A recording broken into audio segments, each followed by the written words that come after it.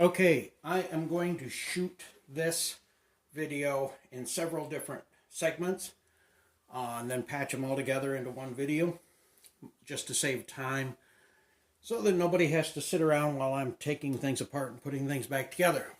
So, to start with, the unit's sitting on some rollers.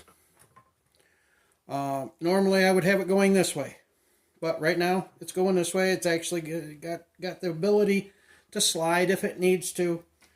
And I'm also hooked up to 24 volts, not just 12, so I can get some serious RPMs. I don't really think I'm going to need them. So, what I want to do, this is with the 3. And this is going to maybe prove a point to myself, along with the person that I've been corresponding with and collaborating with some of our ideas. So I just want to make this video quick, and then I'll move on to the next segment, and then the next segment, and so forth and so on. I'm not sure how many segments there are going to be just yet. Probably at least 3. So first, this is with the 3. It's on rollers. Here's the problem. Even though it's unbalanced, it's balanced.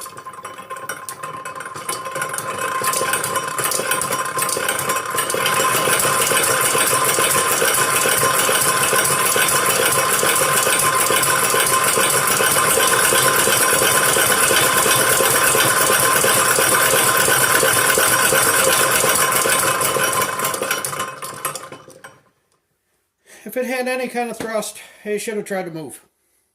So, stay tuned for a second.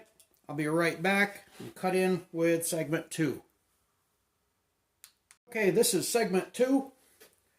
And as you can see, I've removed one of our gears.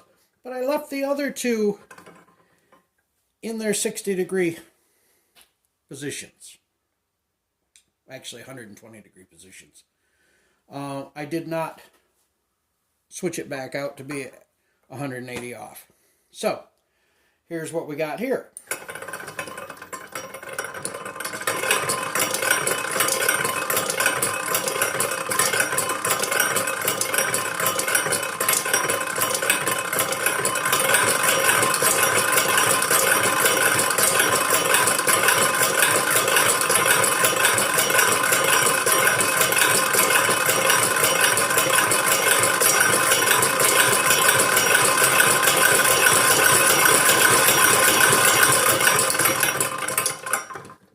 Okay, it's moving in and out. It's still too balanced to have a really good driving thrust. As you could see, it was trying to walk that way as well. It was also twisting around a little bit. So I guess we're going to find out in just a minute in segment 3 what's going to happen if we remove one more sun gear. Should I take this one or this one? I guess it really doesn't matter. Be back momentarily. All right, now as you can see, I have removed 2 of them. We're down to 1 gear. Now, I know that in previous experiments, like with the Pi 1, I didn't have very much thrust with just 1 wheel.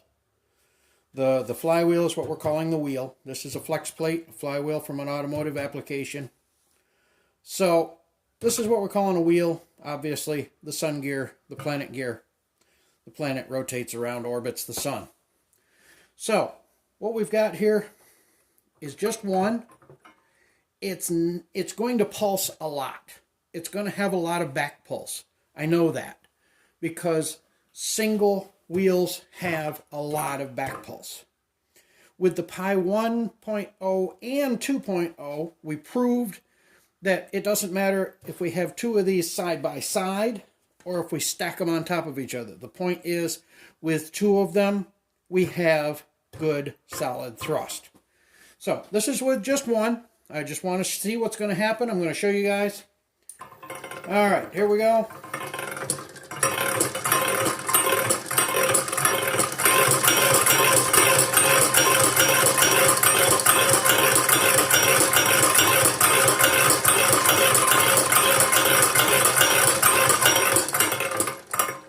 guess maybe I should have put my rollers to go that way, because the whole unit is trying to go that way. If I bring it out here, the bench is not very smooth. If I bring it out here, it'll actually work its way right out to the edge. Maybe it'll do it again. Yeah. Okay, my timing has changed, and it moved to the back instead. Again, I have not. This is an experimental unit, so I haven't locked my timing down. Not a big deal. But now I know we have thrust. I absolutely am 100% sure there is thrust with a single wheel, with a single planet gear. 2 planet gears, maybe a little. 3 planet gears, damn thing's just too balanced out. It does not work. So, this is going to lead up to another design. This, right now, we're into the Pi 4.5. The 0.5 denotes how the planet gears are planet and sun gears are set up. And we're still going to, I think we're still going to keep that design. I've really tried hard not to take apart any of my old Pi units. I really shouldn't even turn the camera. It's such a mess. I've got tools and parts and stuff piled up, but I'm going to show you right now. Right there is the Pi 2.0 sitting there, ready to actually ready to be used. It's still on wheels.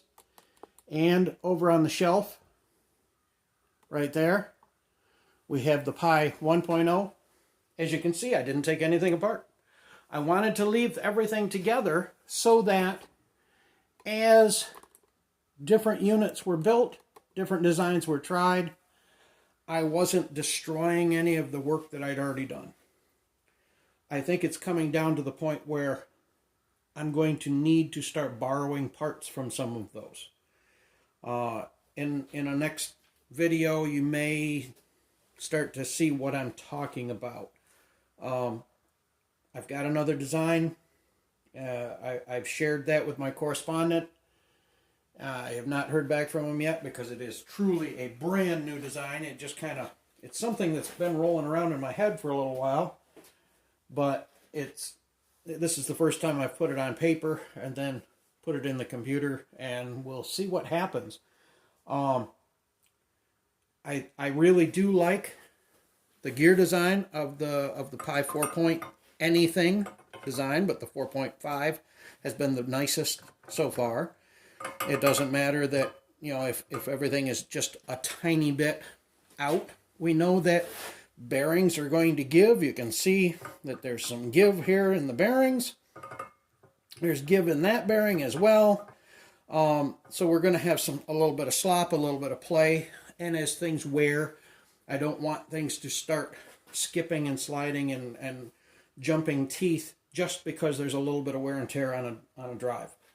So I really do like this this Pi 4.5 design. And I think we'll probably continue that on, but I don't know for sure whether that is going to be the answer to everything. I guess time is going to tell. Anyway, thanks for watching. This has been Brian talking about the difference between a balanced and an unbalanced wheel. And hey, stay safe, everyone, and I'll catch you later.